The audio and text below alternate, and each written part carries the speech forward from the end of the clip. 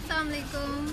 अपने दुनिया भर के नाज़रीन को सलाम पेश करते हैं। और हमारी फ्रेंड हैं, सिंध से आई हैं और जनाब इनके साथ बड़े अरसे के बाद मुलाकात हुई और इनकी जद्दोजहद को हम तब से ही देख रहे हैं जब से हमने अपना काम का आगाज़ किया।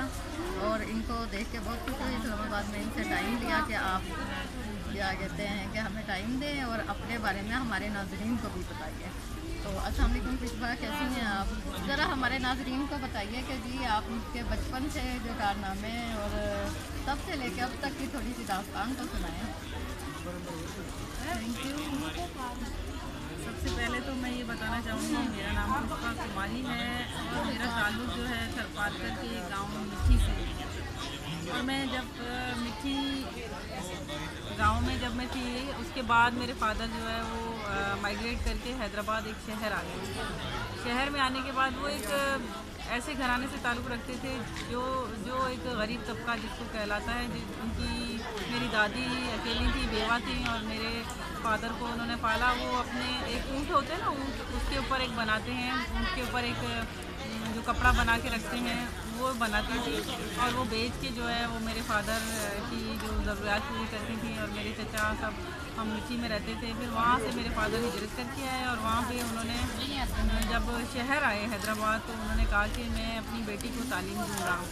तो मेरे जो चचा हैं और वो जो मेरे ख़ानदान वाले हैं उन्होंने कहा कि इसको तालीम देने की ज़रूरत नहीं है, बेटियाँ पढ़ाओगे, क्योंकि हम ऐसी कम्युनिटी से बिलोंग करते हैं जो कि बिल्कुल ही गरीब तबका है। दूसरा एक हिंदू कम्युनिटी, जो वो कम्युनिटीज़ जो बहुत ही अंडर प्रिविलेज हैं, जिनकी जो हमारे कास्ट सिस्टम है, जैसे अनटचेबिलिटी है जिसको हम कहते हैं छात्र, तो उस तरह के जो रिवायात हैं तो उसमें जो हम लोग पले बढ़े।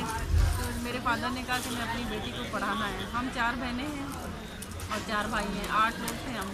तो मेरे बाबा ने कहा कि इसको पढ़ाना है। तो मेरे जो कम्युनिटी है उन्होंने बहुत ज़्यादा रेजिस्ट किया। तो मेरे फादर ने हमें फिर भी तालीम दी, कहा मैट्रिक करना है, उसको ग्रेजुएशन करानी है। उसके बाद मैं पुष्पा जो है और मेरी बहनें हम सब ने तालीम हासिल की, क्योंकि गरीब घराना था उस वक्त। हमारे पास 8 बहन भाई जो है वो खाने के भी पैसे नहीं होते थे। कभी कभी हम एक वाइट चावल होते हैं उसमें जो है ना वो दूध डाल के अम्मी जो है वो एक ही उसमें पतीले में दे देती थी और बोलती थी सारे बहन भाई इसी में खा लो। तो हम सारे बहन भाई उसी में ही खाना खा लेते थे। और मेरे जो कपड़े होते थे वो छोटे होते थे तो मेरी बहन, फिर उससे छोटी बहन, उससे छोटी बहन, हम ऐसे पहन लेते थे। तो उसके बाद ये कि तालीम हासिल की हैदराबाद में। वहाँ फर्स्ट ईयर में जैसे ही आई, मेरी उम्र थी 16 साल, तो मेरे फादर ने मेरी शादी कर दी, क्योंकि हमारे यहाँ रिवाज है कि हमारी छोटी एज में शादियाँ की जाती हैं। तो छोटी एज में जैसे ही शादी हुई तो मेरे हस्बैंड ने उन्होंने कहा तुम तो बहुत अच्छी सी बच्ची हो, तो तुम क्या चाहती हो?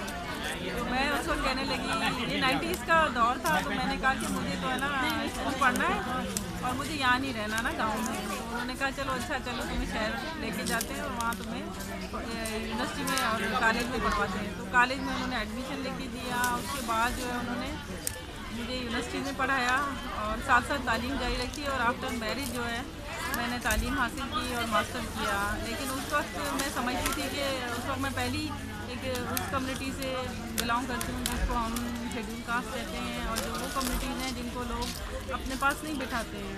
और वो कम्युनिटीज़ हैं जो जैसे आप जो झाड़ू वाड़ू लगाते हैं, या जो वो कम्युनिटी जो गांव में रहती हैं जिनको हम पंजाबी में शायद कमी कहते हैं, कुछ इस तरह कहते हैं। तो जो हारी लोग होते हैं जो ज़मीनों पर काम करते हैं, उस तरह की कम्युनिटीज़ हैं। तो हमें स्कूल में जो है ना अपना नाम बताते हुए थोड़ा सा डरती भी थी उस वक्त। ये स्कूल में जो है लोग मुझे पता नहीं साथ में बिठाएंगे नहीं बिठाएंगे।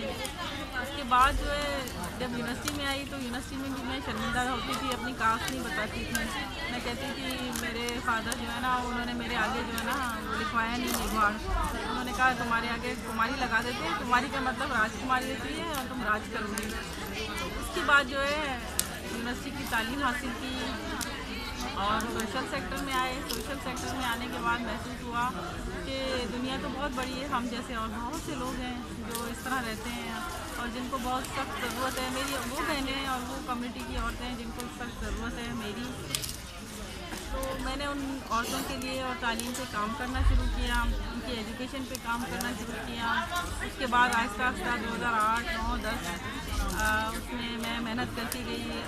आसमा जहांगीर के साथ काम किया, आईए रहमान के साथ काम किया। उन्होंने समझाया, बेटा देखो आप किसी से कमतर नहीं हो।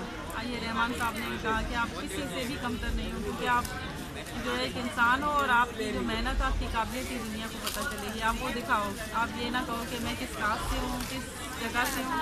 आप ये दिखाओ कि आप कौन हो। फिर मेहनत करती गई और मुझे पिछले साल रोल मॉडल अवार्ड भी मिला है सिंध की तरफ से। इसके अलावा मैं जो हूँ सिंध ह्यूमन राइट कमीशन की मेंबर भी बनी हूँ। अभी नई फर्स्ट टाइम जो है एक अक़लियत से ताल्लुक़ रखने वाली खातून को उन्होंने मेंबर बनाया है। इसके अलावा जो है मैं अभी रिसेंटली मैं अमेरिका का विज़िट भी करके आई।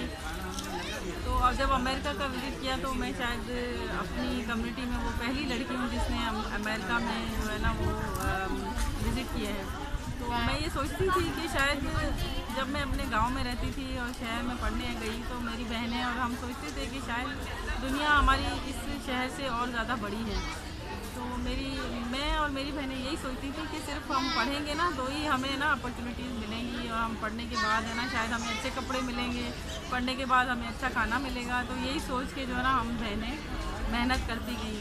और आज मेरी 2 बहनें जो हैं उन्होंने PhD की है जर्मनी से और यूनिवर्सिटी में पढ़ा रही हैं। एक कॉलेज में पढ़ा रही है, एक मेरी छोटी बहन। और हम 4 बहनों की हमारी पूरी कम्युनिटी में मिसालें देते हैं लोग कि ऐसे बनना है और इस तरह की बेटियां बन के दिखाओ। और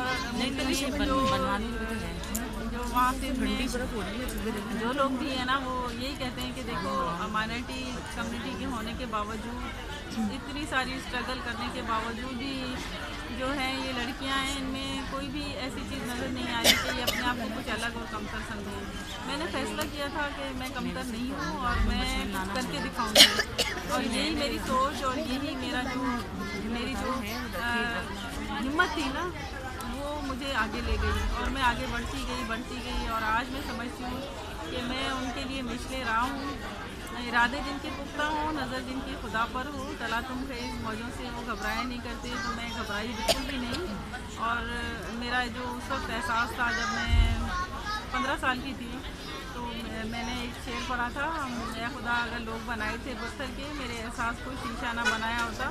लेकिन अब मैं सोचती हूँ कि नहीं, मेरा एहसास शीशे का बिल्कुल भी नहीं है और मैं बिल्कुल भी आज वुमेन और वुमेन जो है वो ताकतवर भी होती है, उसके पास करेज है, उसके पास हिम्मत है, उसके पास जज्बा है कुछ करने का।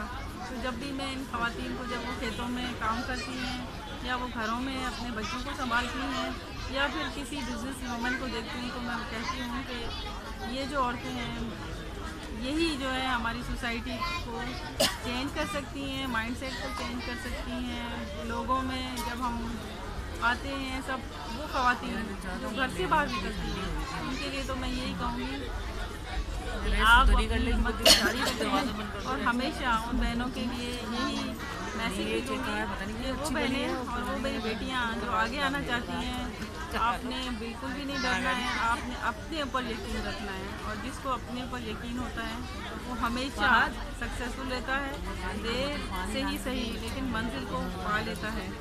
और मैं यही कहती हूँ कि मंजिल जब पानी हो ना तो आपको सिर्फ़ और सिर्फ अपने ऊपर यकीन होना चाहिए और अपने ऊपर यकीन ही आपको आगे ले जाएगा।